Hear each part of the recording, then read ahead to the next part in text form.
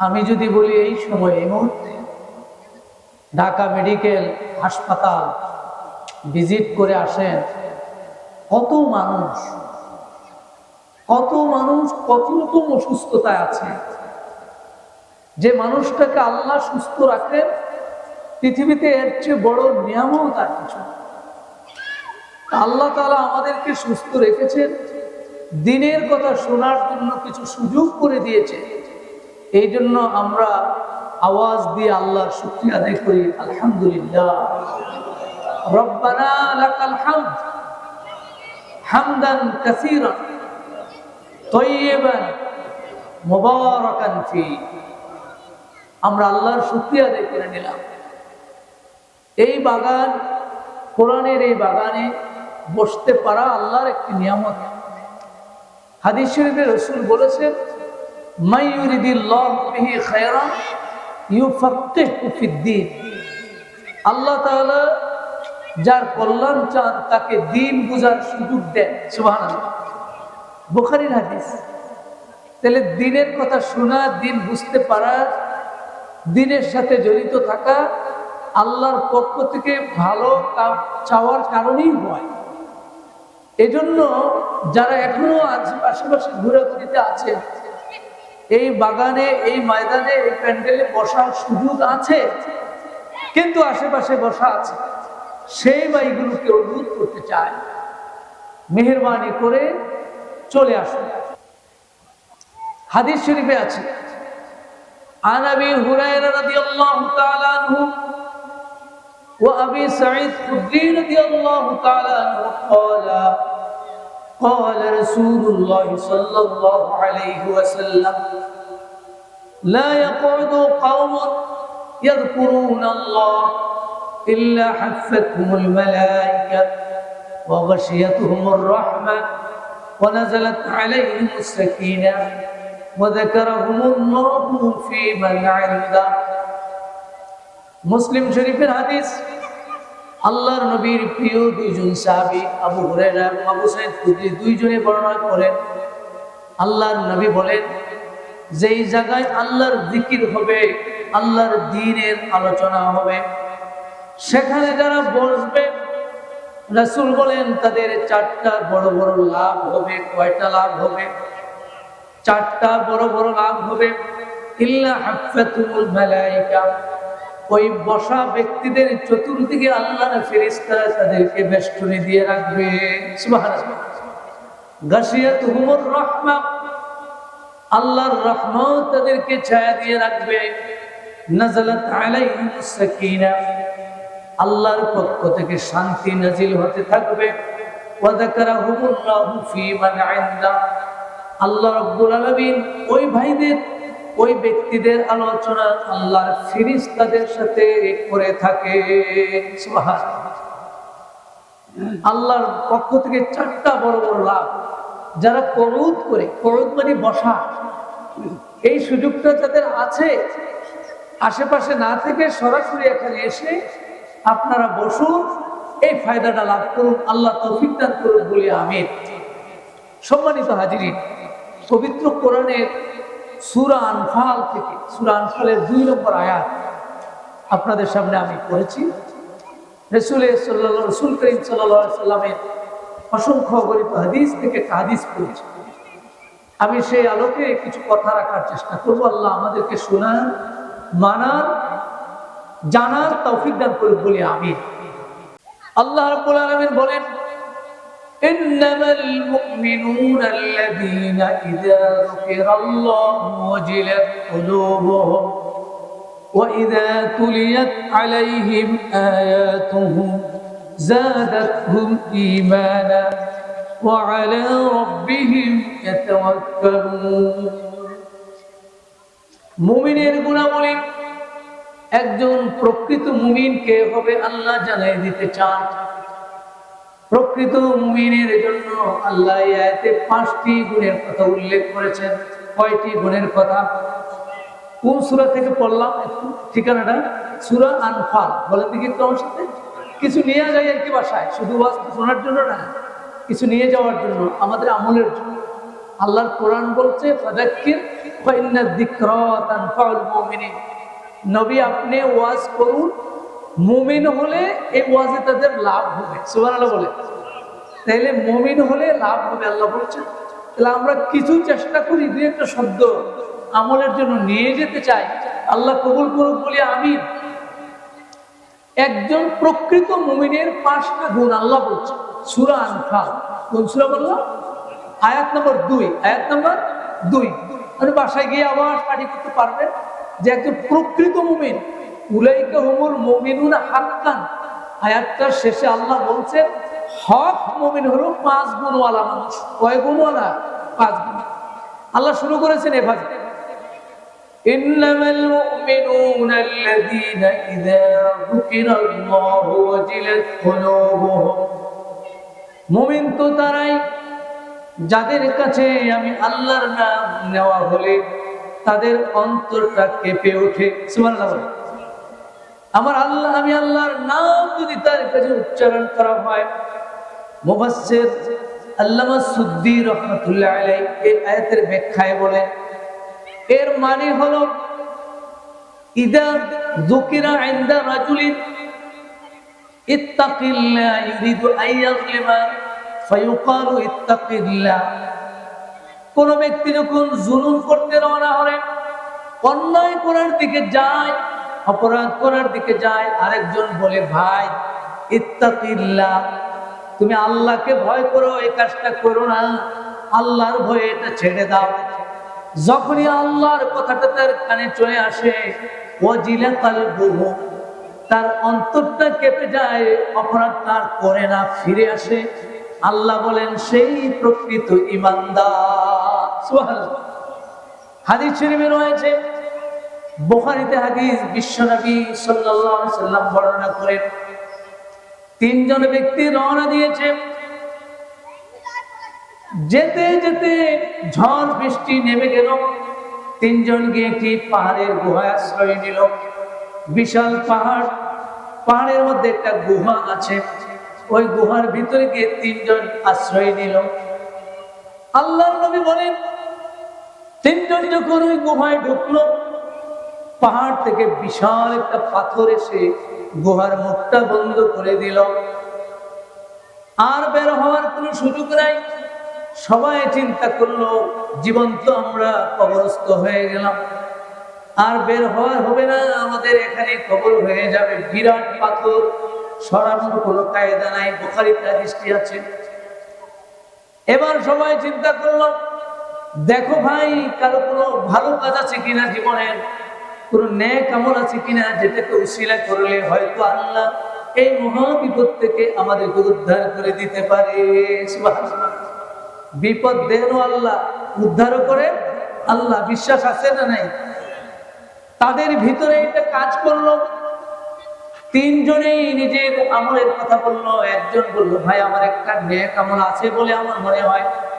কয় সেটা কি? কয় আমার একজন চাচাতো বোন ছিল, খুবই সুন্দরী, সুদর্শনা, আমি তার সাথে প্রেমে আসক্ত হয়ে গেলাম। আমি প্রেমে আসক্ত হয়ে গেলাম, তাকে পাইতে চাইলাম, একান্ত নির্জনে পাওয়ার জন্য শর্ত দিলাম। সে আমাকে শর্ত দিল, আমাকে যদি তুমি নির্জনে পেতে চাও তাহলে এই পরিমাণ টাকা দিতে হবে। কষ্ট করে টাকা জোগাড় করলাম। এরপর আমি যখন তাকে নিয়ে একান্তে মিলিত হব, সেই মুহূর্তে ফালাম্মা কাআতু বাইনা রিজলাইহা, বুখারীর রিওয়ায়াত, আমি যখন ওই আমার চাচাতো বোনের 2 পায়ের মাঝখানে চূড়ান্ত পর্যায়ে পৌঁছে গেলাম, সেই সময় আমার চাচাতো বোন ক্বালাত ইত্তাকিল্লাহ, আমাকে ডাক দিয়ে বলল ভাই রে, তুমি আল্লাহকে ভয় করো, আল্লাহকে ভয় করো, আমার সতীত্ব নষ্ট করো না, ইজ্জত নষ্ট করো না। আমার বোন যখন আল্লাহকে ভয় করো কথাটা বলল, এই আল্লাহ কথাটা আমার হৃদয়ে এমন ভাবে আঘাত করলো, ফাতারাকতু আনহা, তাকে ছেড়ে দিয়ে আমি অপরাধ থেকে, অন্যায় থেকে মুক্ত হয়ে আল্লাহর ভয়ে সেই কাজটা ছেড়ে দিলাম। সুবহানাল্লাহ। এই নেকটার কারণে আল্লাহ রাব্বুল আলামিন ওই বিশাল পাথরটাকে সরিয়ে দিলে তারা বের হয়ে গেল। ইত্তাকিল্লাহ, ঘুষের প্রস্তাব, অফার, সুদের অফার আছে। আর আরেকজন বলল, ভাই এটা নিও না, আল্লাহকে ভয় করো।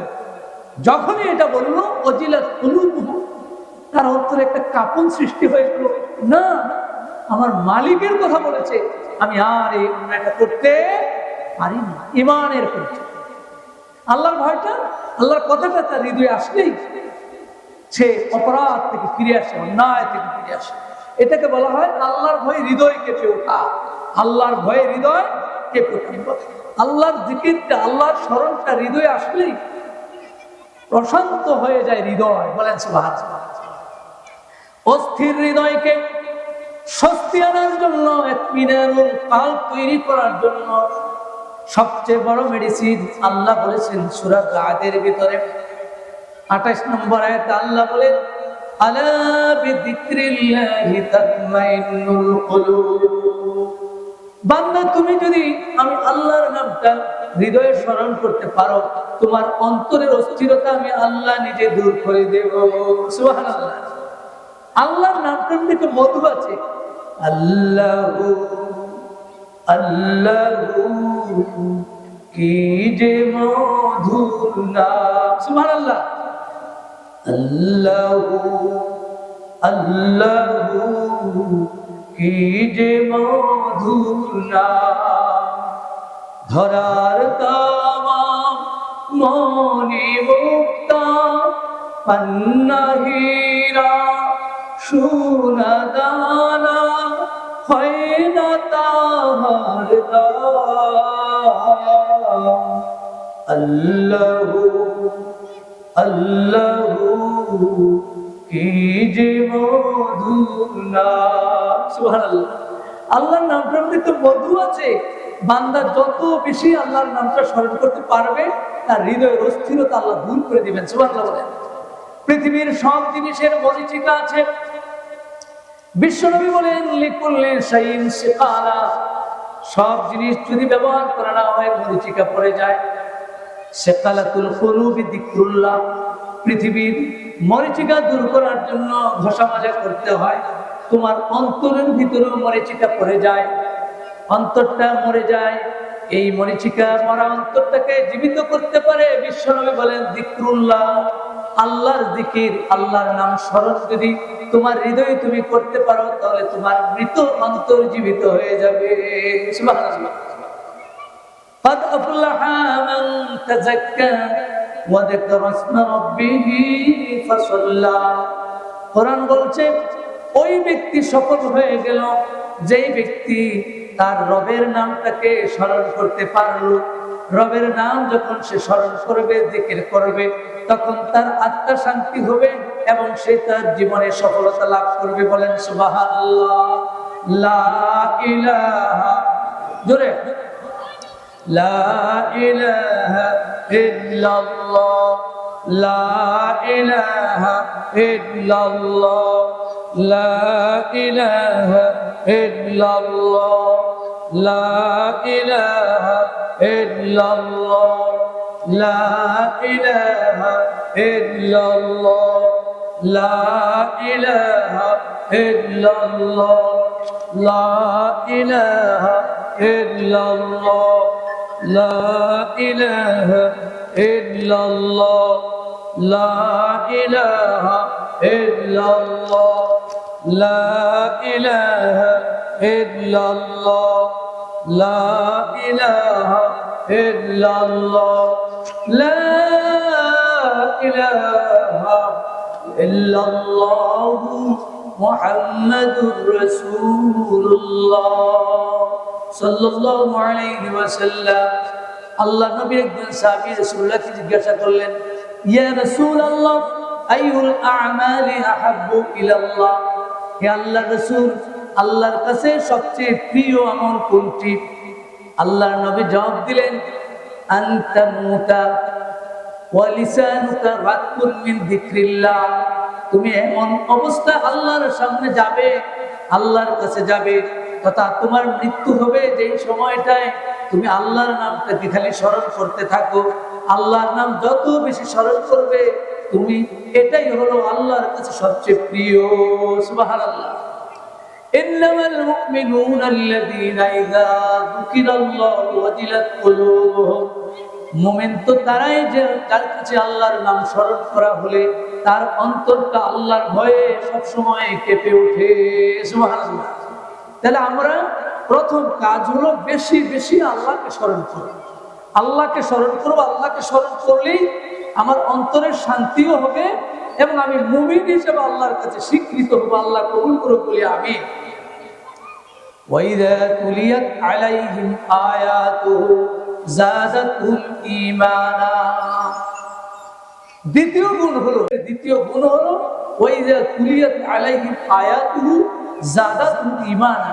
যখন তার কাছে আমি আল্লাহর কোরআনের আয়াতগুলি পড়া হবে তখন তার ঈমান শুধু বাড়তেই থাকবে। সুবহানাল্লাহ। তো তিলাওয়াতুল কুরআনিল কারীম, কুরআনুল কারীমের তিলাওয়াত ঈমান বাড়িয়ে দেয়। বলেন সুবহানাল্লাহ। এত বেশি পাওয়ারফুল একটি কিতাব, এটাকে মুহাম্মদ রাসূলুল্লাহ সাল্লাল্লাহু আলাইহি ওয়াসাল্লাম নিজে বানায় লিখছেন, আল্লাহ থেকে আসছে? সন্দেহ আছে? আল্লাহর কাছ থেকে যে কিতাব আসছে কোনো সন্দেহ আছে? কোনো সন্দেহ নাই। কোনো মানুষও এই কিতাব বানাতে পারে না। আল্লাহ চ্যালেঞ্জ দিয়েছে, কুল্লাউ কানাল বাহরু কুল্লা ইন ইজতামাআতিল ইনসু ওয়াল জিন্নু আলা আন ইয়াতু বিমিসলি হাযাল কুরআন লা ইয়াতুনা বিমিসলিহি ওয়ালাউ কানা বা'দুহুম লিবা'দিন যাহিরা।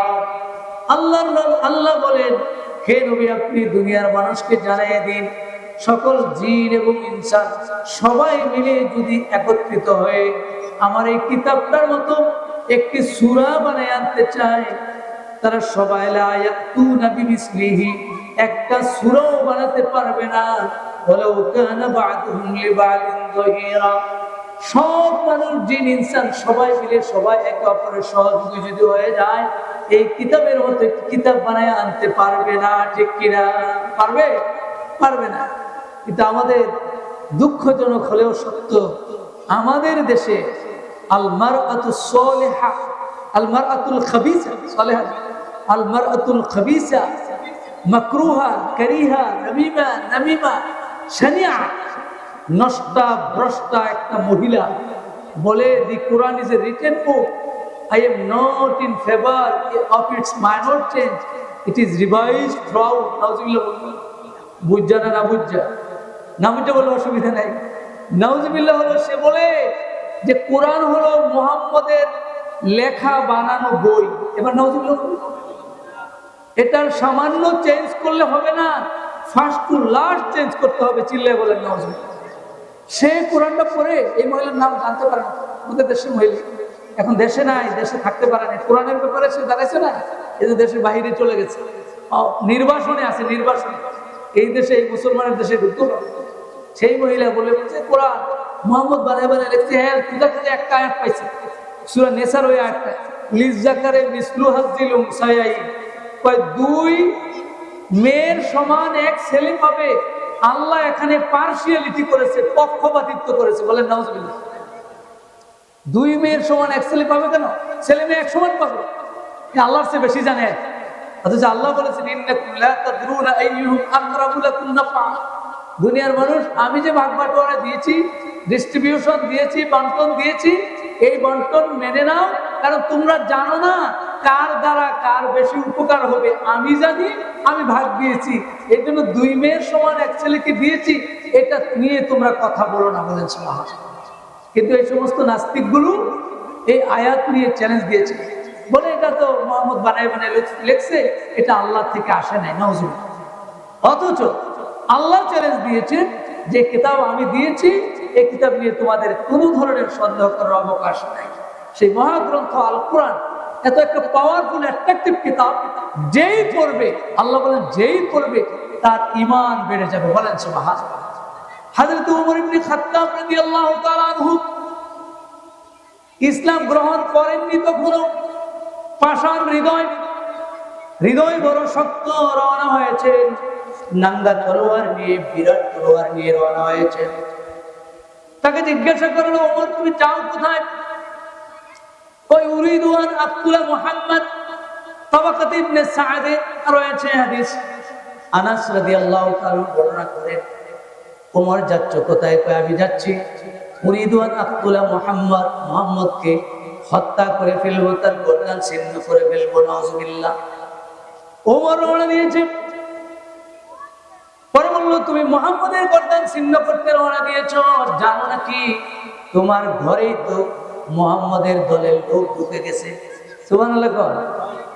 তুমি যে মুহাম্মদকে শেষ করতে যাচ্ছ, তোমার ঘরেই তো মুহাম্মদের দলের লোক হয়ে গেছে, তো মুহাম্মদের দলে ঢুকে গেছে। ওই কি কর, তোমার বোন, তোমার ভগ্নিপতি দুইজনই, সাঈদ এবং ফাতেমা দুইজনই মুহাম্মদের ধর্ম গ্রহণ করে ফেলেছে। এবার ওমর গতি পথ চেঞ্জ করে বোনের বাড়িতে রওনা হয়ে গেলেন। আগে তাদেরকে সাইজ করব। দরজার পাশে গিয়ে যখন পৌঁছলেন, ওমর শুনতে পেলেন কিসের আওয়াজ যেন ঘর থেকে বের হয়, কিতাবের, কোরআনের একটা কিতাবের তেলাওয়াতের আওয়াজ বের হয়। ওমর গিয়ে তাদেরকে ধমক দিলেন। ভগ্নিপতি বলল, ইয়া উমর, ইন কানা হাক্কান ফি গায়রি দীনিক। ওমর রে, যদি অন্য তোমার ধর্ম ছাড়া, তোমার আদর্শ ছাড়া আরেকজনের আদর্শের মধ্যে যদি ভালো কিছু থাকে, সেটা গ্রহণ করতে তোমার অসুবিধা কোথায়? এই কথা বলার সাথে সাথে ভগ্নিপতিকে রক্তাক্ত করে ফেললো মেরে। বোন যখন তাকে ধরতে আসলো, বোনকেও সে থাপ্পড় মেরে রক্তাক্ত করে ফেললো। এরপরে বোনও বলে, ওমর ভাই সুমি, তুমি শোনো, ইনকানা হাক্কান ফি দীনি গায়রিক, তোমার ছাড়া অন্যের মধ্যে যদি ভালো কিছু থাকে, সত্য থাকে, গ্রহণ করতে অসুবিধা কি? একথা যখন বারবার বললো, ওমরের বিষয়ে অনুশোচনা তৈরি হয়ে গেল। ওমর বলল, আতুনি মাযা তাকরাউন, তোমরা যা পড়ছিলে সেটা আমাকে একটু দাও। ওমরের বোন বলল, না, এটা দেওয়া যাবে না। আনতা নাজাসু, তুমি তো নাপাক। লা ইয়ামাসসুহু ইল্লাল মুতাহহারুন, আমাদের এই কিতাব পবিত্র না হয়ে ধরা যায় না। তুমি গোসল করে আসো, অথবা ওযু করে আসো। ওমর ওযু করে আসলেন। এসে ওমর বলেন, নিজে বলেন, ফাকরাতুন, আমি পড়তে শুরু করে দিলাম। মিন সূরাতি তাহা, তাহা থেকে শুরু করে দিলাম। তাহা মা আনজালনা আলাইকা কুরআন লিতাশকা, সূরা তাহার 14 নম্বর আয়াত থেকে পড়তে পড়তে আমি পৌঁছলাম, ইন্নানি আনাল্লাহু লা ইলাহা ইল্লা আনা ফা'বুদনি ওয়া আকিমিস সালাতা লিযিকরি। সুবহানাল্লাহ। ওমর এই পর্যন্ত পড়তে পড়তে তার হৃদয়ে যেন কিসের পরিবর্তন হয়ে গেল। কুরআন ভিতরে ঢুকেছে, কুরআন ওমরের পাষাণ হৃদয়ে গলতে শুরু করে দিল। ওমর বলল, দুল্লুনি আলা মুহাম্মদ, তোমরা একটা কাজ করো, আমাকে নিয়ে মুহাম্মদের কাছে চলে যাও। সুবহানাল্লাহ। আমাকে নিয়ে মুহাম্মদের কাছে চলে যাও। এইদিকে খাব্বাব ইবনে আরাদ, নবীর একজন প্রিয় সাহাবী, মাজলুম সাহাবী, কোরআনটা পড়াচ্ছিলেন। ওমরের আগমন টের পেয়ে সে পলাইয়া গেলেন, লুকাইয়া গেলেন। ওমর দেখলে মেরে ফেলবে, এই জন্য লুকাইয়া গেলেন। যখন ওমরের চেঞ্জ ভিতর থেকে লক্ষ্য করলো, ওমর বলতেছে, মুহাম্মদের কাছে নিয়ে যাও। এটা যখন শুনলো, খাব্বাব বের হয়ে এসে বলল, ওমর রে, আমি তোমার মধ্যে পরিবর্তন লক্ষ্য করছি। খাব্বাব বলেন, গত বৃহস্পতিবার রাতে বিশ্ব নবী দোয়া করেছিলেন, আল্লাহুম্মা আইজ্জিল ইসলাম বিউমর ইবনুল খাত্তাব আও বিআমর ইবনে হিশাম। আল্লাহ গো, নবী দোয়া করলেন, আল্লাহ গো, এই ইসলামটাকে শক্তিশালী করো ওমর ইবনে খাত্তাবকে দিয়ে, অথবা আমর ইবনে হিশাম, আবু জাহেলকে দিয়ে, দুইজনের যে কোনো একজনকে তুমি ইসলামে নিয়ে আসো আল্লাহ। আল্লাহর নবী এই দোয়াটা করেছিলেন। খাব্বাব বলেন, ওমর রে, মনে হয় নবীর দোয়া তোমার জন্য কবুল হয়ে গেছে। কোরআনের প্রভাব হৃদয়টাকে আলোকিত করে দিল। ওমর বললেন, দুল্লুনি আলা মুহাম্মদ, মুহাম্মদের কাছে আমাকে নিয়ে যাও। সবাই নিয়ে গেল তাকে মুহাম্মদের কাছে। বিশ্বনবী তখন মক্কায় দারুল আরকামে সাহাবাদেরকে নিয়ে তালিম করছিলেন। হযরতে আনাস আছেন, তালহা আছেন, জুবাইর আছেন, এই সমস্ত সাহাবাদেরকে নিয়ে বসে তালিম করছেন। সেই সময় ওমর ঢুকে গেল তলোয়ার হাতে। সাহাবায়ে কেরাম আতঙ্কিত হয়ে গেলেন। বিশ্বনবী বললেন, আসতে দাও। এদিকে আল্লাহ রাব্বুল আলামিন নবীর কাছে ওহী পাঠিয়ে দিলেন, মেসেজ পাঠিয়ে দিলেন, নবী গো, ওমরের চেঞ্জ হয়ে গিয়েছে, ওমরকে আপনি কাছে নেন। এবার ওমরকে নবী নিলেন। ওমর নবীর কাছে গিয়ে উচ্চ কণ্ঠে বলে দিল, ইয়া মুহাম্মদ ইন্নাকা রাসূলুল্লাহ, মুহাম্মদ আপনি আল্লাহর রাসূল, আমাকে পড়ায়া দিন লা ইলাহা ইল্লাল্লাহু মুহাম্মাদুর রাসূলুল্লাহ, লা ইলাহা ইল্লাল্লাহ ইল্লাল্লাহ, লা ইলাহা ইল্লাল্লাহ, লা ইলাহা ইল্লাল্লাহ, লা ইলাহা ইল্লাল্লাহ, লা ইলাহা ইল্লাল্লাহ মুহাম্মাদুর রাসূলুল্লাহ। ওমরের মতো পাষাণ হৃদয় গলে গেল কিসের প্রভাবে? বলে কোরআনের প্রভাবে। কোরআন তার হৃদয়ে ঢুকে গেছে, আল্লাহ চেঞ্জ করে দিয়েছে। যারা বলে হুজুর বাচ্চারা তো কথা শুনে না, কথা শুনে না, আমি বলি আপনি কোরআন ঢুকান, তার হৃদয় চেঞ্জ হয়ে যাবে। বলেন সুবহানাল্লাহ। কোরআনুল কারীমের সরাসরি কোরআনুল কারীমের সূরা জুমারের 30 নম্বর আয়াতে আল্লাহ রাব্বুল আলামিন বলেন, আল্লাহু নাযালা আহসানাল হাদিসি কিতাবান মুতাশাবিহান মাতানিয়া তাকশা'iরু মিনহু জুলুদুল্লাযীনা ইয়াখশাউনা রাব্বাহুম সুম্মা তালিনু জুলুদুহুম ওয়া কুলুবুহুম ইলা যিকরিল্লাহ। সূরা জুমার আয়াত নম্বর 23। কোন সূরা বললাম? জুমার। জস্কর জুমাকার মা র জুমার আয়াত নম্বর 23। ঠিকানা বলে দিলাম, ঠিকানা বলে দিলাম, মনে তো থাকবে না জানি। যন্ত্র আছে, এই যে একটা যন্ত্র ফিট করা আছে না, ওখানে কিন্তু রেকর্ড হচ্ছে। তো এটাও পাবেন, আপনারা যদি মন চায় সেটা জোগাড় করে নিতে পারবেন। আপনার কাছে যে যন্ত্রটা আছে না, এরকম একটা যন্ত্র কারো কাছে আছে, এটা থাকলে ওটার মধ্যেও পাবেন। ওখানে ইউটিউবে ঢুকে, ইউটিউব নাম জানেন কি? শুনেন না কোনো সময় ইউটিউব? ও ইউটিউব নাম শুনছেন? ইউটিউবে ঢুকলে ওখানে প্রিন্সিপাল মিজানুর রহমান লেখলে দেখবেন যে সব চলে আসবে ইনশাআল্লাহ, যদি মনে রাখতে। জুমার আয়াত নম্বর 23 আল্লাহ বলছেন, তিনি নিজে বলতেছেন, যে কিতাবটা হৃদয়কে পরিষ্কার করে, হৃদয়কে আলোকিত করে, হৃদয়কে নরম করে, আল্লাহ বলতেছেন, আল্লাহু নাযালা আহসানাল হাদিসি কিতাবান মুতাশাবিহা।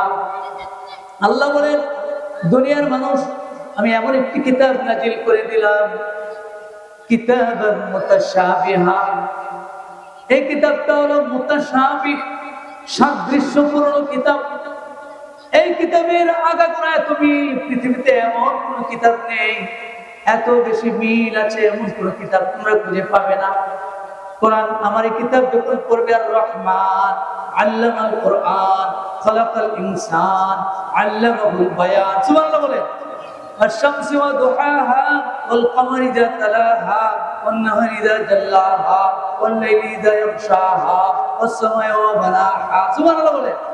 যেদিক থেকে আমার কিতাব পড়বে, শব্দে শব্দে যত মিল, অর্থের মধ্যেও মিল, সূরায় সূরায় মিল। এই জন্য আমার এই কিতাবটার নাম হলো কিতাবুন মুতাশাবিহা। দ্বিতীয় বৈশিষ্ট্য হলো মাসানিয়া। আমার এই কিতাবটার দ্বিতীয় বৈশিষ্ট্য হলো মাসানিয়া। মাসানি, মাসনা শব্দের বহুবচন হলো মাসানিয়া। মাসানিয়া মানে হলো যে কিতাবকে বারবার পড়া হয়, রিডিং পেরুসের রিসাইটেশন, যেটাকে বারবার পড়া হয়, বারবার পড়া হয়। পৃথিবীতে এমন কোন গ্রন্থ নাই যেটাকে কোরআনের মতো পড়া হয়, ঠিক কিনা? একজন হাফেজ যে কোরআন মুখস্থ করে, সে একটা কোরআনকে গোটা কোরআন মুখস্থ করতে গিয়ে প্রতিটা কতবার, প্রতিটা শব্দ, প্রতিটা পেশা কতবার করে বলা নাই। এই পৃথিবীতে কোটি কোটি হাফেজ আছে যাদের সিনায় কোরআন। এই জন্য কোরআনের দ্বিতীয় বৈশিষ্ট্য হলো কিতাবান মাসানিয়া, বারবার পঠিত একটি কিতাব। তৃতীয় বৈশিষ্ট্য হলো তাকশাইরু মিনহু জুলুদুল্লাযীনা ইয়াখশাউনা রাব্বাহুম, আর যে কিতাবটা পড়বে তার চামড়াটা আমি আল্লাহ অবনমিত নরম করে দেই। কালো মানুষ হতে পারে, হৃদয়ে যখন কোরআন ঢুকে যায় তখন তার কালোটাকে আমি সুন্দর করে দেই, আকর্ষণীয় করে দেই। কোরআনের আয়াত এটা। তাকশাইরু মানে হলো তার চামড়াটা, জুলুদ মানে চামড়াটা আকর্ষণীয় করে দেই আমি, চামড়াটাকে অবনমিত করে দেই, পশমগুলিকে আমি অবনমিত করে দেই। এরপরে আমার কিতাবটার চতুর্থ বৈশিষ্ট্য হলো সুম্মা তালিনু জুলুদুহু ওয়া কুলুবুহুম ইলা যিকরিল্লাহ, চামড়াও হবে সাথে সাথে কুলুব মানে হলো অন্তর, লা নায়ালিনু, তালিনু মানে হলো নরম হয়ে যায়। কিতাব যার ভিতরে ঢুকবে তার অন্তরটাকে আমি নরম বানাইয়া দেই। সুবহানাল্লাহ, কত বড় মেডিসিন এটা, কোটি কোটি টাকা দামের মেডিসিন। খালি পোলার কথা শুনে না, মায়ের কথা শুনে না। আমি তো আপনি একটা মেডিসিন দিয়ে দেন না, কোরআন শরীফের সূরা জুমারের 23 নম্বর আয়াত, এই মেডিসিন নেন, তার হৃদয়টার মধ্যে কোরআনটা ঢুকান, কিতাবটা ঢুকান, তার হৃদয় আলোকিত হয়ে যাবে। আল্লাহ বলেছেন। ওমরের পাষাণ হৃদয়টা নরম হয়ে গেল এই কিতাব ঢুকার কারণে। এই কিতাব ঢুকলে তার হৃদয় নরম হয়ে যাবে, আলোকিত হয়ে যাবে। বিশ্বনবী বলেছেন, মান কারাআল কুরআনা হারফান ফালাহু বিহি হাসানাহ ওয়াল হাসানাতু বিআশরি আমসালিহা লাম ইয়াকুলু আলিফ লাম মিম হারফুন বাল আলিফুন হারফুন ওয়া লামুন হারফুন ওয়া মিমুন হারফুন। আব্দুল্লাহ ইবনে মাসউদ হাদিস বর্ণনা করেন, বিশ্বনবী বলেন, যে ব্যক্তি এই কিতাবটার একটা মাত্র অক্ষর পড়বে তার জন্য আল্লাহর পক্ষ থেকে 10টা সওয়াব দিয়ে দেওয়া হবে। সুবহানাল্লাহ। শোনো তোমরা, আলিফ লাম মিম, এই 3টা অক্ষর যদি পড়ো প্রতিটার বিনিময়ে 10টা করে নেক, তাহলে আলিফ লাম মিম 3টা অক্ষর পড়লে কয়টা নেক হবে? 30টা নেক হয়ে যাবে। রাসূলুল্লাহ বলেছেন, এই কিতাব যত বেশি পড়বে ততই তার নেক হবে এবং আত্মার শান্তি তৈরি হয়ে যাবে। সুবহানাল্লাহ। এজন্য আল্লাহ বলেছেন, ওয়াইদা তুলিয়াত আলাইহিম আয়াতুহু যাদাতুম ঈমানা। মুমিনের দ্বিতীয় গুণ হইল যে বেশি বেশি কোরআন শরীফ পড়বে ততই তার ঈমানটা বেড়ে যাবে, ভালো লাগবে, সবকিছু তার ভালো লাগবে। কিন্তু কোরআন পড়ার পরেও, কোরআন মাহফিল, কোরআন শোনার পরেও যার ভালো লাগে না, বুঝতে হবে তার আত্মার মধ্যে প্রবলেম আছে, ঠিক কিনা? কিছু লোক আছে না, কোরআন শুনলেও ভালো লাগে না, কোরআনের মাহফিলও বন্ধ করে দেয়, এমন আছে না? কোরআনের মাহফিল বন্ধ করে দেয় না, কোরআনের মাহফিল চলবে না। 144 দ্বারা জারি, কত? 144 দ্বারা জারি করে, নাউজুবিল্লাহ বলে। এটা হলো আবু জাহেলদের কাজ। কার কাজ? কোরআন শরীফে আছে আবু জাহেলদের কথা বলছে আল্লাহ, লা তাসমাউ লিহাদাল কুরআন ওয়ালগাউ ফীহ। কোরআন নাজিল হচ্ছিল, এরা এসে কইতেছে, এই তো অনুসারীদের, লা তাসমাউ, তোমরা কোরআন শুনবে না, ওয়ালগাউ ফীহ, ওখানে গিয়ে গন্ডগোল বাজাই দাও, 144 দ্বারা জারি করে দাও। তাইলে 1500 বছর আগে ওই আকাম ছিল না? ছিল না? এই আকাম ওই সময় ছিল, এখনো আবু জাহেলের অনুসারীর এই আকাম করে আল্লাহ হেদায়েত করুক বলি আমিন। এই বাংলাদেশে বোধহয় নাই, না আছে? এই দেশেও কোরআনের মাহফিল বন্ধ করার লোক আছে। আল্লাহ এই মানুষগুলির হেদায়েত দিয়ে দেখ, আমরা দোয়া করে দিই। কি কর? ধ্বংসের দোয়া আর করলাম না, কি দোয়া করলাম? হেদায়েতের দোয়া। আল্লাহ কি পারে না? আল্লাহ হেদায়েত দিয়ে দেখ, আল্লাহ যেন এদেরকে, এদের ভিতরে কোরআনের প্রেম, কোরআনের মহব্বত তৈরি করে দেয়। সবাই বলি আমিন। وَإِذَا تُلِيَتْ عَلَيْهِمْ آيَاتُهُ زَادَتْهُمْ إِيمَانًا وَعَلَى رَبِّهِمْ يَتَوَكَّلُونَ। মুমিনের তৃতীয় গুণ হলো, মুমিনেরা তাদের রবের উপরে ভরসা করে। সুবহানাল্লাহ বলে। ভরসা হবে কার উপরে? সন্তান হয় না, কার কাছে চাইতে হবে? শাহজালালের মাজারে, নাকি যে ইন্ডিয়া আছে, কোনটা জানি, ইন্ডিয়া একটা মাজার আছে না, আজমির শরীফ, আজমির শরীফে চাইতে হবে? কোথায় চাইতে হবে? কার কাছে চাইতে হবে? আমাদের পিতা ইব্রাহিম আলাইহিস সালাম, পিতার নাম কি? আমাদের পিতার নাম মনে আছে না? অনেক পিতা তো এখন সমাজে, তাই না? আসল পিতার নাম কি? ইব্রাহিম আলাইহিস সালাম। আল্লাহ বলেছেন, মিল্লাত আবিকুম ইব্রাহিম, তোমাদের পিতা হলো ইব্রাহিম। তাহলে আমাদের পিতার নাম হলো ইব্রাহিম, জাতির পিতা ইব্রাহিম, এটা মাথায় রেখে অন্যগুলি আসার জন্য আবার আমাদের আসনটা সরাই ফেলতে না পারে খেয়াল রাখতে। ইব্রাহিম আলাইহিস সালাম 90 হতে 4 বছর বাকি, বয়স কত হইল? 90 হতে 4 বছর বাকি, তাহলে কত? 96 না 86, যোগ করাইলাম আর একটা, 90 থেকে 4 কম, তার কত বছর হলো?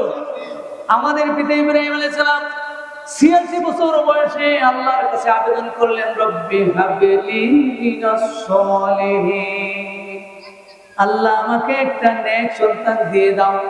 ছেলে না মেয়ে? ইব্রাহিম আলাইহিস সালাম কি ছেলে? নেক সন্তান চেয়েছেন।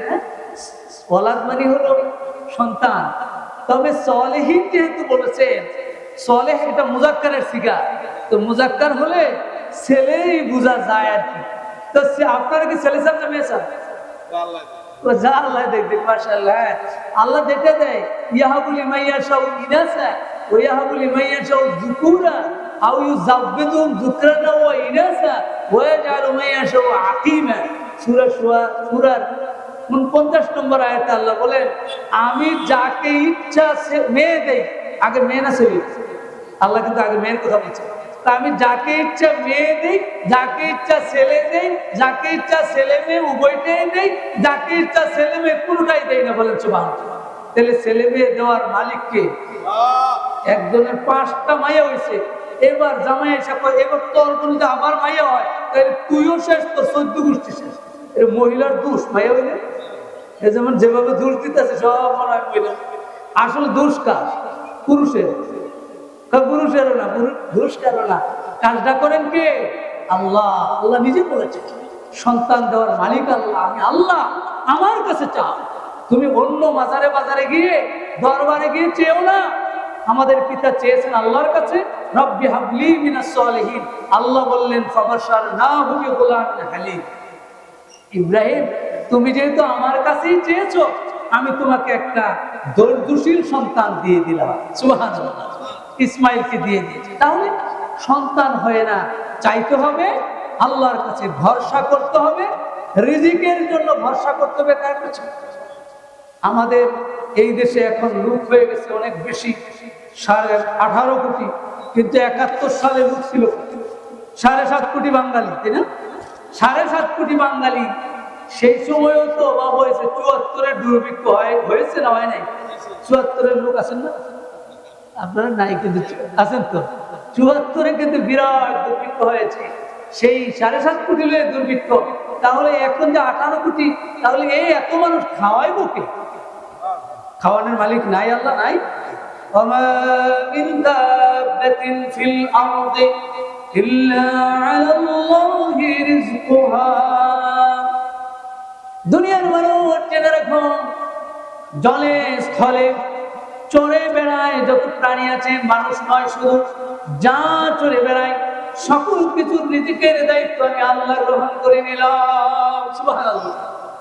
পাখি যখন বাসা থেকে বের হয়, হযরত উমর ইবনে খাত্তাব হাদিসটি বর্ণনা করেছেন, বিশ্বনবী বলেন, লাউ আন্নাকুম তাতাওয়াক্কালুনা আলাল্লাহি হাক্কা তাওয়াক্কুলিহি, তোমরা যদি আমি আল্লাহর উপরে পরিপূর্ণভাবে তাওয়াক্কুল করতে পারো, ভরসা করতে পারো, তাহলে ইউরজিকু, তোমাদেরকে লা রাযাকাকু, তোমাদেরকে তিনি রিজিক প্রদান করবেন, কামা ইউরজিকুত তায়রা তাগদু খিমাসান ওয়া তারুহু বিতানান। আল্লাহর নবী বলেন, সকালবেলা নিড় থেকে পাখিটা বের হয়ে যায়, বাসা থেকে খালি পেটে বের হয়ে যায়, ও তারুহু বিতানান, সন্ধ্যাবেলা ভরা পেটে বাসায় ফিরে আসে। এই পাখিটাকে মালিক যেভাবে খাওয়ায়, আল্লাহ যেভাবে খাওয়ায়, তোমরা যদি আল্লাহর প্রতি ভরসা করতে পারো, 18 কোটি নয়, যত কোটি হোক, আল্লাহ তাআলা রিজিকের ব্যবস্থা করবেন, ঠিক কিনা? তাহলে ভরসা হবে। রিজিক নাই, চাকরি নাই, সন্তান নাই, চাইতে হবে আমার আল্লাহ কি দূরে না কাছে? কত কাছে। وَنَحْنُ أَقْرَبُ إِلَيْهِ مِنْ حَبْلِ الْوَرِيدِ। আল্লাহ বলেন, বান্দারে তোমার ঘাড়ে শাহরক্ষ যত কাছে, আমি আল্লাহ তার চেয়েও বেশি কাছে। সুবহানাল্লাহ। আল্লাহ ইবাদি আন্নি ফাইন্নি করিব উজিবু দাওয়াতাদ দাঈ ইযা দাআনি ফালইস্তাজিবু লি ওয়ালিউমিনু বি লাআল্লাহুম ইয়ারশুদুন। নবী, তারা যদি আপনার কাছে জিজ্ঞাসা করে আমি আল্লাহ কোথায় আছি, আপনি বলে দিন আমি আল্লাহ অতি নিকটে, তারা আমার কাছে চাওয়া মাত্র আমি তাদেরকে দেওয়ার জন্য রেডি আছি। সুবহানাল্লাহ। আল্লাহর কাছে চাইলে আল্লাহ রেডি আছে। রাসূলুল্লাহ বলেন তোমার একটা জুতার ফিতাও যদি হয় সেটাও আল্লাহর কাছে বলেন। সুবহানাল্লাহ। তোমার আমার যত প্রয়োজন আছে, যত কিছু আছে, আমরা আল্লাহর কাছে যাবো। বিপদে মুসিবতে সাহায্য করার মালিক হলে যত বিপদ আসে আল্লাহ সাহায্য করবেন। সাহায্য করার মালিক আল্লাহ। হযরত ইব্রাহিম আলাইহিস সালাম আমাদের পিতা বিপদে পড়ে গেলেন, সবাই সিদ্ধান্ত নিল, নমরুদ বাহিনী সিদ্ধান্ত নিল ইব্রাহিমকে আগুনে ফেলে দিত। ইব্রাহিম আলাইহিস সালামের দোষ কি ছিল? জমিন দখল করছে, জমি দখল, বাড়ি দখল, অথবা এই বাস স্টেশন দখল, চর দখল, এরকম দখল করেছে। ইব্রাহিম আলাইহিস সালামের দোষটা কি আগুনে পোড়াইতে হবে না? ইব্রাহিম আলাইহিস সালামের দোষটা কোরআন শরীফের সূরা সাফফাতে আল্লাহ বলেছেন, ক্বালা আতা'বুদুনা মা তানহিতুন আল্লাহু খালাকাকুম ওয়া মা তা'মালুন ক্বালু বনু লাহু বুনিয়ান ফাআলকুহু ফিল জাহিম। আল্লাহ বলেন ইব্রাহিম একটা কথা শুধু বলেছিল, আতা'বুদুনা মা তানহিতুন, তোমরা কি যেই মূর্তিগুলি নিজেরা নিজের হাতে বানাও সেই মূর্তিগুলি কি তোমরা ইবাদত করবে নাকি? হে মানুষ, এত বোকা কেন? তোমরাই নিজে বানাইলা, আবার এগুলির তোমরা ইবাদত করো। আল্লাহু খালাকাকুম ওয়া মা তা'মালুন, জেনে রাখো সব আল্লাহ বানান, সুতরাং তোমরা নিজেরা বানাইয়া নিজেরা আবার কি ইবাদত করবে? এই কথাটা ইব্রাহিম বললেন, এটা দোষ, এটা একটা দোষ মনে করছে। এই দোষটা মনে করেই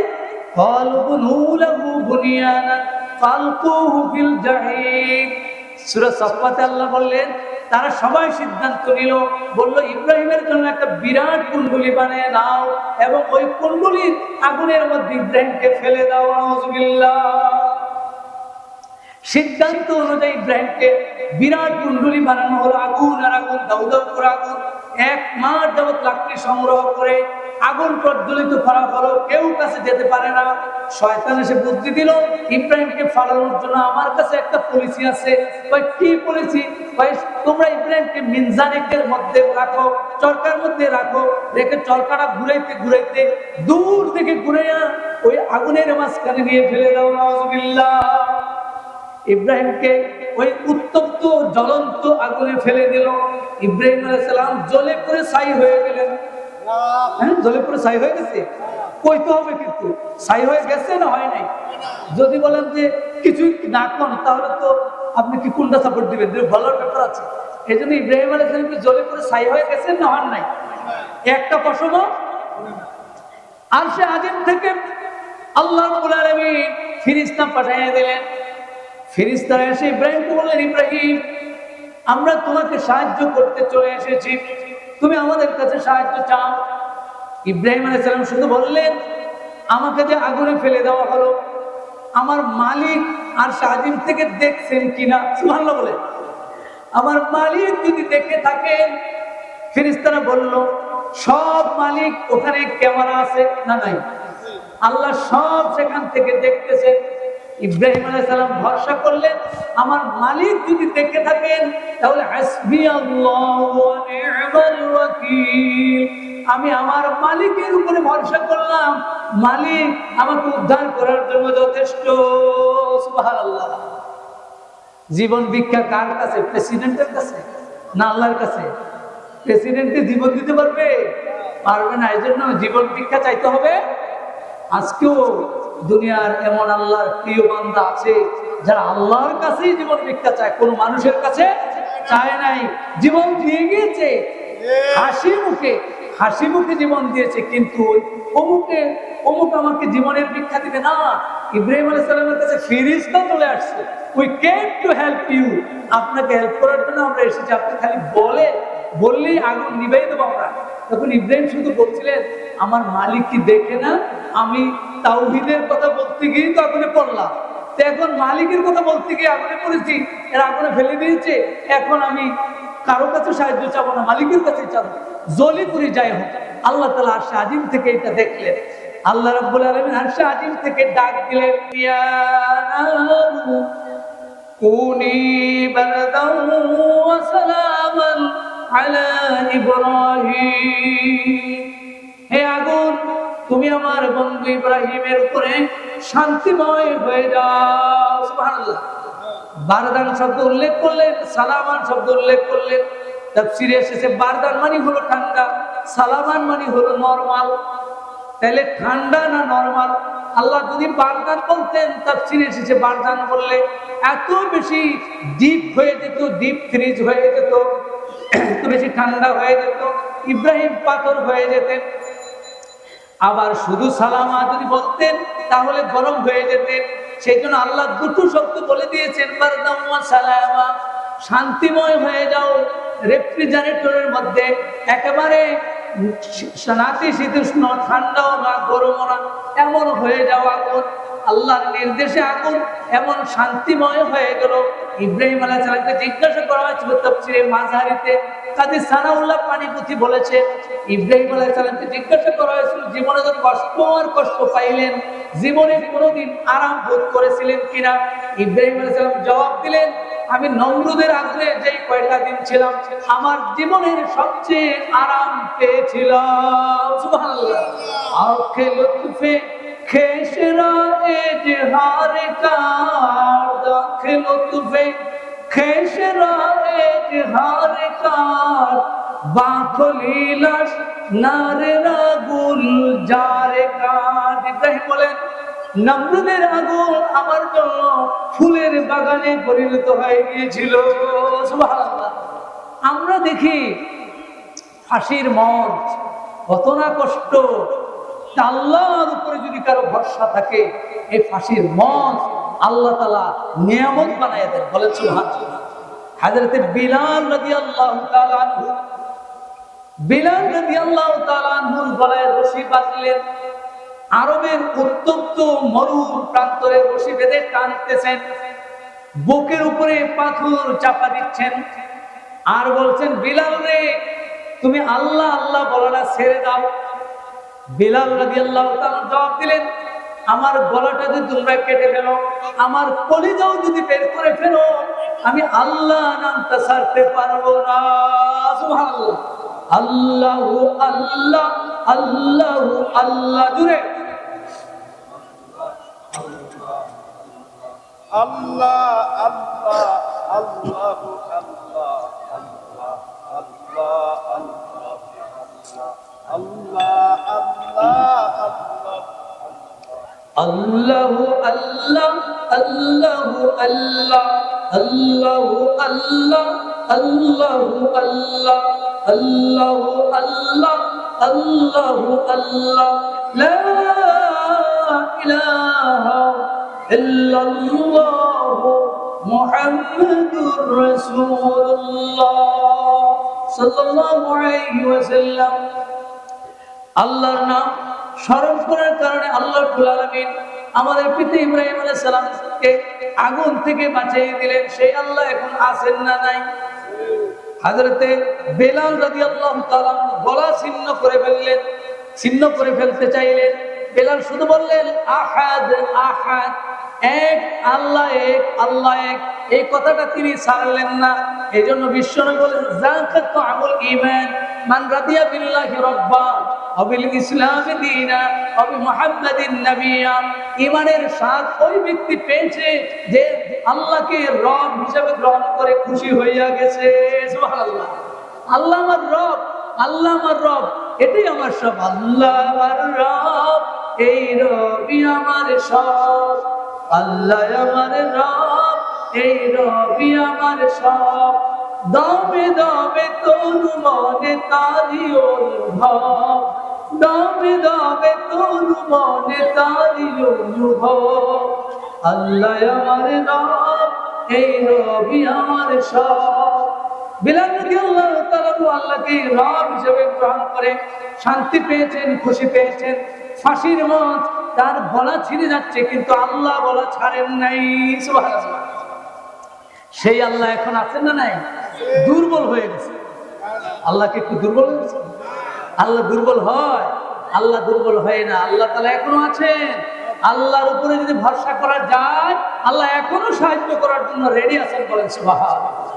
আমাদের নবী মুহাম্মদ রাসূলুল্লাহ সাল্লাল্লাহু আলাইহি সাল্লামের আরবের আবু জাহেলের পার্লামেন্টের ডিসিশন, কোন পার্লামেন্টে? আবু জাহেল স্পিকার, পার্লামেন্টের ডিসিশন যে মুহাম্মদকে ধরে আনতে পারবে তাকে 100 উট দেওয়া হবে। 100 উটের দাম কত? 100 উট, একটা উটের দামই তো ধরেন 1 লাখের নিচে না। 100 উট দেওয়া হবে। শুধু কি কাজটা কি? মুহাম্মদকে একটু ধরে হয় গর্দানটা মস্তকটা আলাদা করে আনবে যদি পারো, আর যদি তাও না পারো ধরে আনতে পারলে হলো, অ্যারেস্ট করে আনতে পারলে হলো।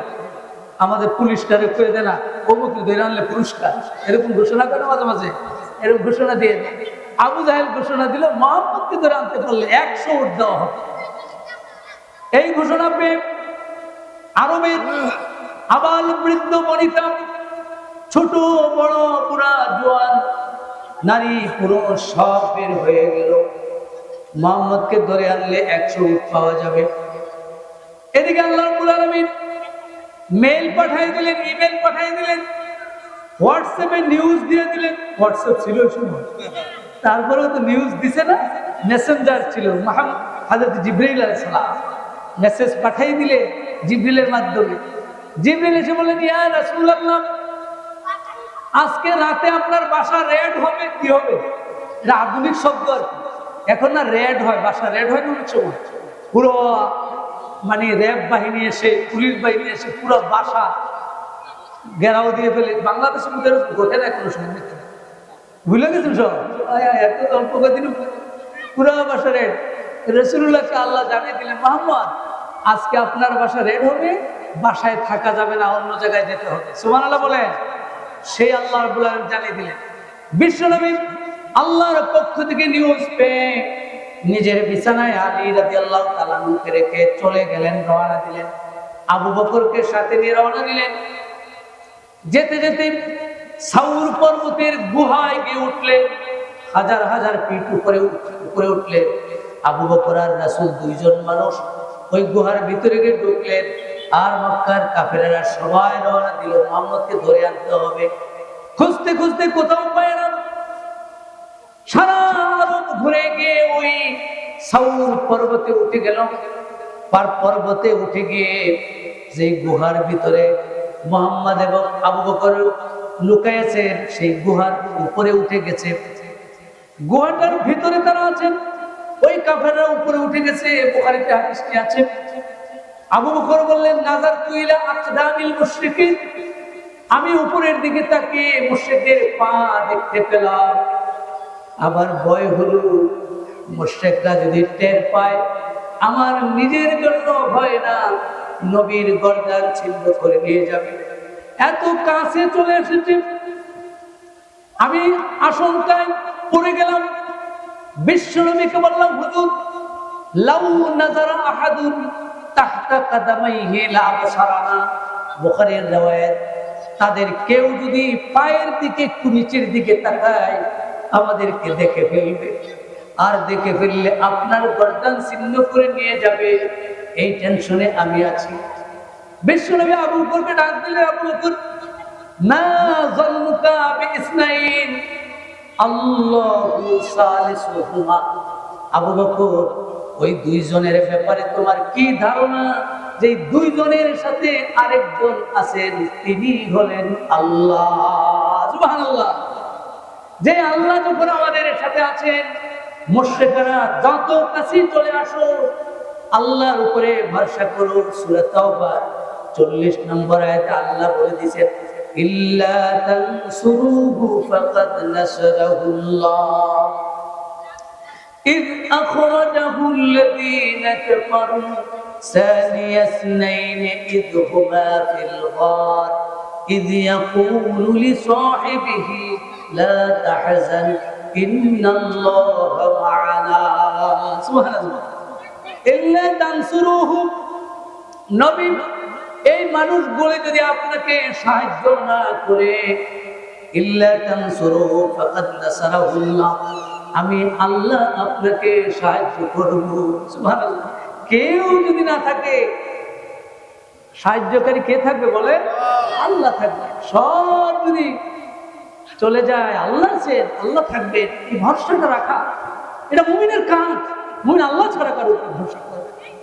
রাসূলুল্লাহ আবু বকর লক্ষ্য করে বললেন, আবু বকর, কোরআনের আয়াত এটা, লা তাহজান, টেনশন করো না, চিন্তা করো না, ইন্নাল্লাহা মা'ানা, আমাদের আল্লাহ আমাদের সাথে আছেন। আমরা মাইনরিটি নই, আমরাই মেজরিটি, আমরা কম নই, আমরাই বেশি। কারণ কোটি কোটি মানুষ থাকা যে কথা, একমাত্র আল্লাহ থাকলে কোটি মানুষের কাজ হয়ে যায়। বলেন সুবহানাল্লাহ। মনে করেছে আমরা দুইজন নই, আমাদের সাথে আল্লাহ আছে। সুতরাং আল্লাহ রাব্বুল আলামিন আমাদেরকে হেফাজত করবে। নবীর হৃদয়ে আল্লাহর উপরে বিরাট ভরসা, তাওয়াক্কুল থাকার কারণে কাফের মুশরিকরা একবারে কাছে গিয়ে কয়, না রে না, এখানে কোনো মানুষ থাকার সম্ভাবনা নাই, এখানে কেমনে মানুষ থাকে? অথচ কাছে এক দুই হাত কাছে হলো মানুষ বসে আছে। কিন্তু তারা দেখতে পেল না, খোঁজাখুঁজি করে পাইল না, চলে আসলো, রাসূলকে পাইল না। আল্লাহ তাআলা রাসূল এবং আবু বকরকে নিরাপদে মদিনায় পৌঁছায়া দিলেন। সুবহানাল্লাহ। আল্লাহ পারেন না এটা? কাফের মুশরিকেরা, পুলিশেরা খুঁজে পায় না, আসলে কাছে আছে, পুলিশেরা না পাইলাম না, কারোরই পায় না, খুঁজে খেতে আইসা করে আল্লাহ হেফাজত করে দেয়। বলেন সুবহানাল্লাহ। ওয়া আলা রাব্বিহিম ইয়াতাওয়াক্কালুন, আল্লাহর উপরে ভরসা করে মুমিনেরা সব সময় আল্লাহর উপরে ভরসা করে, সব সময় আল্লাহর উপরে ভরসা করে। ওয়া আলা রাব্বিহিম ইয়াতাওয়াক্কালুন, আল্লাহর উপরে তারা ভরসা করে। 4 নাম্বার হলো ওয়াল্লাযীনা ইউকিমুনাস সালাতা, মুমিন তো তারাই যারা নামাজ কায়েম করে। সুবহানাল্লাহ। আসল জায়গায় আসে, নামাজ লাগবে না লাগবে না? হুজুর নামাজ পড়ে আর না পড়ে হুজুর ইমান হুজুর ঠিক আছে, এরকম লোক আছে না সমাজে? নামাজ পড়ি না হুজুর, আসলে ইমান হুজুর ঠিক নয়। আমি কই, আপনি নামাজই পড়েন না, ইমান থাকে কেমনে? কোরআনে যে আল্লাহ সূরা আনফালের 2 নম্বরে বললেন, পাক্কা ইমানদারের জন্য শর্তই হলো ইউকিমুনাস সালাত, নামাজ কায়েম করে। নামাজ ছাড়া ইমান হবে না, ঠিক কি না? তো ইমান হয় কিভাবে নামাজ ছাড়া? নামাজ হলো আসল। এরকম দল বের হয়ে গেছে সমাজে, নামাজ কালাম লাগবে না, নামাজ পড়বো কার জন্য? নামাজ পড়বো আল্লাহর জন্য। আল্লাহই তো আমার কলবে আছে। নাউযুবিল্লাহ। এরকম লোক আছে না নাই? নামাজ লাগবে না। অথচ আমাদের নবী মুহাম্মদুর রাসূলুল্লাহ সাল্লাল্লাহু আলাইহি ওয়াসাল্লাম মৃত্যুর যখন মরদে মাউত, অর্থাৎ মৃত্যু রূপ, যেই সময় তিনি মারা যাবেন, সেই সময় হাদিস শরীফ আছে তিনি দুটো কথা বলেছেন, আস-সালাত আস-সালাত ওয়া মা মালাকাত আইমানুকুম, নামাজ নামাজ নামাজ। রাসূলুল্লাহ এটা বলে শেষ নিঃশ্বাস ত্যাগ করেছেন। তাহলে আমাদের নবী যদি জীবনের শেষ মুহূর্ত নামাজ বলতে পারে, আমরা নামাজ ছাড়া ব্যস্ত যাব, নামাজ ছাড়া ইমানদার হবো, এটা নিজে বানাই বললে হবে? এটা যারা বলে তারা আসলে ভণ্ড, তারা আসলে আল্লাহর পথের না, তারা শয়তানের দোষর, ঠিক কিনা? নামাজ ছাড়া আল্লাহর নবী সাল্লাল্লাহু আলাইহি ওয়াসাল্লাম এত বেশি নামাজ পড়তেন। বুখারীতে হাদিস, قالت আয়েশা, রাসূলুল্লাহ সাল্লাল্লাহু আলাইহি ওয়াসাল্লাম এত বেশি নামাজ পড়েছেন, হাত্তা তাতাফাত্তারা কদমাহু, রাসূলুল্লাহর পা দুটি ফুলে গিয়েছে, নামাজে দাঁড়িয়ে থাকতে থাকতে পা ফুলে গিয়েছে। قالت আয়েশা রাদিয়াল্লাহু তাআলা বলেন, লিমা তাসনাউ হাযা ইয়া রাসূলুল্লাহ, হুজুর আপনি এত বেশি নামাজ কেন পড়েন? قد غفر الله لك ما تقدم من ذنبك وما تأخر, আল্লাহ তো আপনার জীবনের আগের পরের সব গুনাহ মাফ করে দিয়েছেন, এত নামাজ আপনার পড়া লাগে না। আল্লাহর নবী জবাব দিলেন আয়েশারে, আফালা আকুনা আবদান শাকুরা, আমি কি আল্লাহর একজন কৃতজ্ঞ বান্দা হব না? আমার মালিক আমাকে এত নিয়ামত দিয়েছেন, অসংখ্য অগণিত নিয়ামত দিয়েছেন, আল্লাহ আমাকে নিয়ামত দেন নাই? কয়টা নিয়ামত দিয়েছেন? 100 না 1000? 100 না 1000? অগণিত।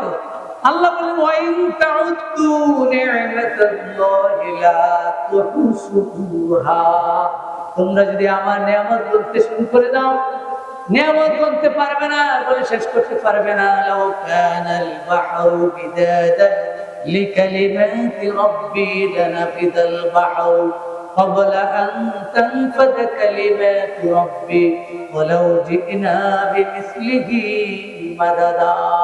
সূরা কাফের 109 নম্বর আয়াতে আল্লাহ বলেন, সাগরের পানিগুলো যদি কালি হয়, তাম দুনিয়ার বৃক্ষরাজিগুলো যদি কলম হয়, আমি মাওলার নিয়ামত লিখতে শুরু করে যাই, কালি শুকিয়ে যাবে, আমি মাওলা নিয়ামত লেখা শেষ হবে না। সুবহানাল্লাহ। আয়েশা রে, আল্লাহ এত নিয়ামত দিল, সেই নিয়ামতের শুকরিয়া আদায়ের জন্য আমি নামাজ পড়ি। আল্লাহ তাআলা একজন বান্দা কিভাবে নামাজ না পড়ে থাকে, এত অসংখ্য নিয়ামত আল্লাহর ভোগ করে নামাজ ছাড়া কোনো বান্দা থাকতে পারে না, ঠিক কিনা? নামাজ ছাড়া কোনো বান্দা থাকতে পারে না। নামাজ হলো তার ঈমানের সবচেয়ে বড় পরিচয়। আল্লাযীনা ইউকিমুনাস সালাত। আর একটা আছে, আরেকটু সময় দিবেন সামান্য, আরেকটু। ভাই আপনারা চলে গেলে একা পরে বিপদে পড়বো। এক হুজুর ওয়াজ করতেছে, ওয়াজ করতে করতে সব বন্ধ করে ওয়াজ করে, হুজুর ওয়াজ করতে করতে শেষে দেখে মাত্র 2 জন আছে। কয়জন? আপনারা তো মাশাআল্লাহ অনেক লোক আছে। 2 জন আছে। হুজুর তো যাক দোয়া করছে, ভাই আপনারা সবাই গেল, আপনারা 2 জন রয়েছে, অনেক দোয়া করছে। হুজুর আমরা তো আসলে ওয়াজের লেগে বসে দিছি না, আমি হইলে মাইক ম্যান, হে হইলো লাইট ম্যান। আপনি মাইক না চাললে আমার যাওয়ার কোনো বসে আছে। আপনারা কি সওয়াবের নিয়তে বসে আছেন না মাইকের জন্য? সওয়াবের নিয়তে। আমরা একসাথে আল্লাহর কাছে আমাদের কথাগুলি বলে যাব, আল্লাহর কাছে আমরা কিছু চেয়ে যাব। এই বাগানে আল্লাহর কাছে কিছু চাইলে আল্লাহ কবুল করবে। রাত্র গভীর হয়েছে, আল্লাহর কাছে আমাদের মনের আশা আকাঙ্ক্ষাগুলো সব বলে যাব। এই মসজিদ যারা করেছেন, মসজিদের জন্য দোয়া হবে। মসজিদ যারা নির্মাণ করেছেন, করছেন, সময় দিচ্ছেন, যারা এই মহল্লায় আছেন, মহল্লাবাসী যারা দুনিয়াতে চলে গেছেন, সবার জন্য আমরা দোয়া করে যাব। একটু দোয়াটার পর্যন্ত আপনারা কি সময় দিবেন? ইনশাআল্লাহ আল্লাহ কবুল করুক বলি আমিন। ইন্নামাল মুমিনুনা আল্লাযীনা ইযা যুকিরাল্লাহু ওয়াজিলাত কুলুবুহুম। মুমিন তো তারাই যাদের কাছে আল্লাহর নাম স্মরণ করা হলে তাদের আত্মাটা কেঁপে ওঠে।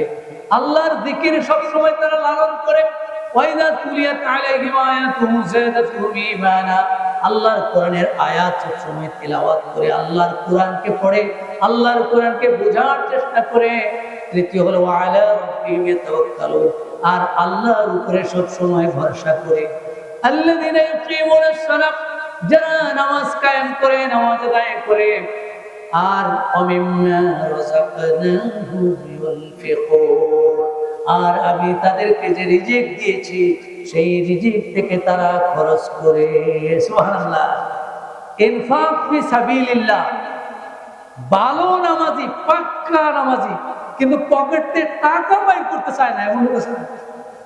টাকাটা রে তো মায়ও, যদি কই যে 10 টাকা দেন, 100 টাকা দেন, 2000 টাকা দেন, হুজুর যাও সারা রাত নামাজ পড়ুন হুজুর, অসুবিধা নেই হুজুর, টাকাটা দিতে পারবেন। টাকার মায়া বেশি। কিন্তু মুমিন হওয়ার জন্য, পাক্কা মুমিনের জন্য আল্লাহ কিন্তু এটাও বলেছেন, অমিম্মা রাযাকনাহুম ইউনফিকুন। আমি তাদেরকে যে রিজিক দিয়েছি সেখান থেকে খরচ করি। আসলে রিজিক দিয়েছেন কে? রিজিকের মালিক আল্লাহ না? আল্লাহর রিজিক আল্লাহর পথে দিতে কষ্টটা কে? আমি নিজেও মাঝে মাঝে ভাবি কষ্ট হয়, টাকা দিতে কষ্ট হয় না, কিন্তু কেন কষ্ট? কোরআন শরীফের সূরা তাওবার 111 নম্বর আয়াত আল্লাহ বলছেন, ইন্নাল্লাহা আশতারা মিনাল মুমিনিনা আনফুসাহুম ওয়া আমওয়ালাহুম বিআন্না লাহুমুল জান্নাহ। আল্লাহ বলেন আমি মুমিনদের থেকে তাদের জান এবং মাল কিনে নিয়েছি জান্নাতের বিনিময়ে। সুবহানাল্লাহ। তাইলে জান এবং মাল কিনে নিয়েছেন আল্লাহ, কোরআন শরীফের আয়াত এটা। তাইলে জান এবং মালকে মালিকানা আমাদের আছেন আল্লাহ রাসূল, আল্লাহর মালিকানায় চলে গেছে না? তাহলে দিতে কষ্টটা কে? আল্লাহর মাল আল্লাহর কাছে দেব, সিরিয়াস কষ্ট হয়। মানুষ আমাদের মালের প্রতি মায়া আছে, কষ্ট, কিন্তু কষ্ট হলেও দিতে হবে। দেওয়া ছাড়া কেউ থাকতে পারবে না, এটা আল্লাহর নির্দেশ। যত পারে ততটুকু পারে। আল্লাহ বলছেন যে আমি যা রিজিক দিয়েছি সেখান থেকে কিছু অংশ, সবটা দিয়ে দিতে বলে নাই। আল্লাহ বলছেন কিছু অংশ দিতে হবে। তাহলে একজন মুমিন সবসময় চেষ্টা করুন, মসজিদে গেলে কিছু দিবে, ফকির মিসকিন দেখা হলে কিছু দিবে, মাহফিলে কিছু দিবে, যখনই দেওয়ার সুযোগ হয় তখনই কিছু না কিছু দিবে, দিলেই তার আত্মাটা শান্তি হবে। বলেন সুবহানাল্লাহ। لن تنالوا البر حتى تنفقوا مما تحبون। চতুর্থ পারার কোরআন চতুর্থ পারার 1 নম্বর আয়াতে আল্লাহ বলেছেন মুমিন কখনো কল্যাণ লাভ করতে পারবে না, পুণ্য লাভ করতে পারবে না যতক্ষণ তার প্রিয় বস্তুকে আল্লাহর রাস্তায় দান করে দিবে। সুবহানাল্লাহ। সাহাবায়ে কেরাম আয়াত নাযিলের সাথে সাথে পেরেশান হয়ে গেলেন। বুখারীতে হাদিস, বিশেষ করে আবু তালহা মদিনার আনসারী সাহাবীদের মধ্যে ধনী সাহাবী। মসজিদে নববীর সামনে একটা বিরাট বাগান ছিল, ওই বাগানের মধ্যে একটা কূপ ছিল, কুয়া ছিল।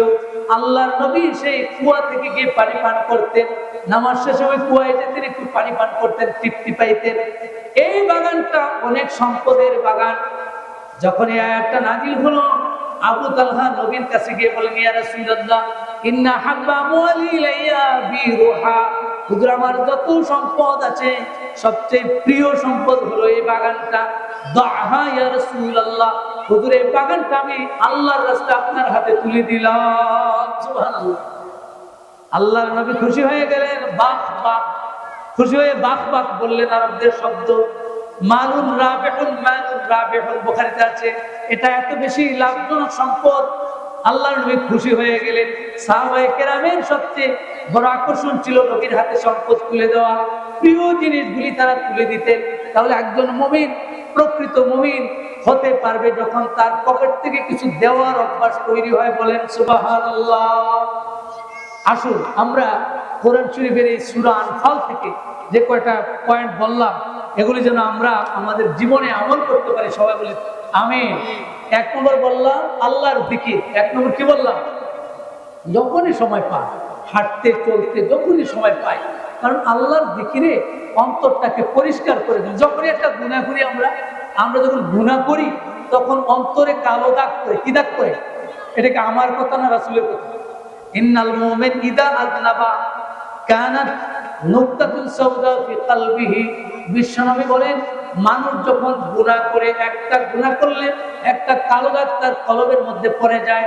ফাইন তাবা ওয়া নাযা ওয়াস্তাগফারা, যখন সে তাওবা করে আল্লাহর কাছে আল্লাহর নামটা স্মরণ করে, যখন সে আল্লাহর কাছে তার অপরাধগুলি স্বীকার করে ফেলে, সাকেলা কালবু, তখন আমি আল্লাহ তার অন্তরটাকে সাদা বানাইয়া দেই। সুবহানাল্লাহ। আমাদের অন্তরে কালো দাগ নাই, এবং চ্যালেঞ্জ করে দিতে পারবেন তো হুজুর একটাও কালো দাগ নাই, এমন কথা বলার লোক পাওয়া যাবে না। কারণ গুনাহ কিছু না কিছু সবাই করে, যত বড় পিসা হুজুরে হোক কিছু না কিছু গুনাহ আছে। এই জন্য বলছেন যে গুনাহগুলো পরিষ্কার করে সাদা বানানোর জন্য মেডিসিনই হলো আল্লাহর নামটা স্মরণ করা। তাহলে আল্লাহর জিকির, কোরআন তিলাওয়াত, আল্লাহর উপর ভরসা, নামাজ, দান, এই 5টা মিলে আমরা আল্লাহর কাছে প্রকৃত ইমানদার হিসাবে যেতে চাই। আল্লাহ তৌফিক দান করে। সকলে বলে আমিন।